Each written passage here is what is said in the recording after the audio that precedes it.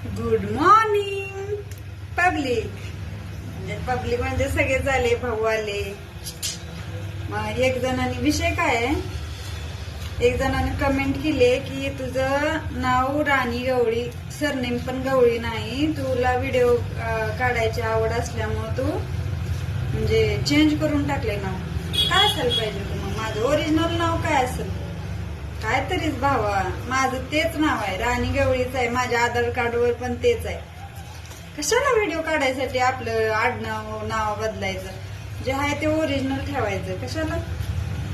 आणि ते पण माहेरचं वेगळं आहे, मान्य आहे, पण सासरचं गवळीच आहे. गवळी भोसले म्हणजे आहे तर. आणि पहिलं म्हणजे भोसलेच आहे आमचं, पुढे कंसात ठेवलेलं आहे भोसले, पण सगळे गवळीच वापरते. काय तर ते आमच्या आत्या म्हणते आधी सगळेजण दुधाचा म्हणजे व्यवसाय आमच्या इथं सगळ्यांचा असल्यामुळं ते गवळी पडले.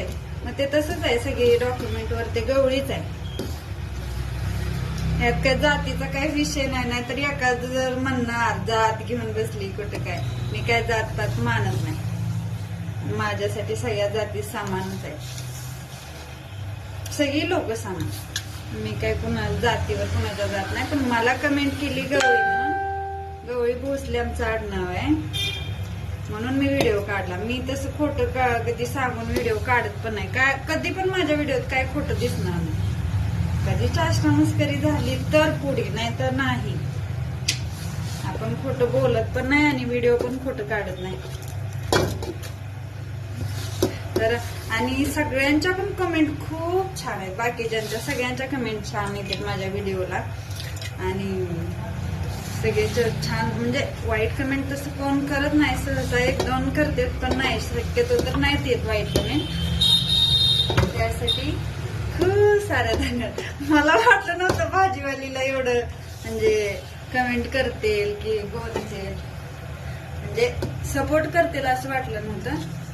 पण आणि सगळ्यांचे व्हिडिओ म्हणजे कॉल येतात, मेसेज, पण मला तेवढा टाइम भेटत नाही, कारण मी काम करतानाच व्हिडिओ काढते.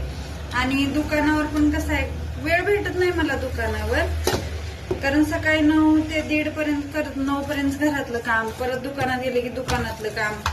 आणि तुम्हाला ऑनलाईन दिसले तरी मी क्वचित थोड्या वेळ ऑनलाईन असते, कंटिन्यू नेट माझं चालू असते त्याच्यामुळे. आणि ऑनलाईन दिसले तर मी कमेंट वाचते सगळ्यांच्या, खरं रिप्लाय द्यायला मला वेळ नसते, त्यामुळं सॉरी. आणि तुम्ही असंच मला सपोर्ट करा. आणि थँक्यू, धन्यवाद, बाय.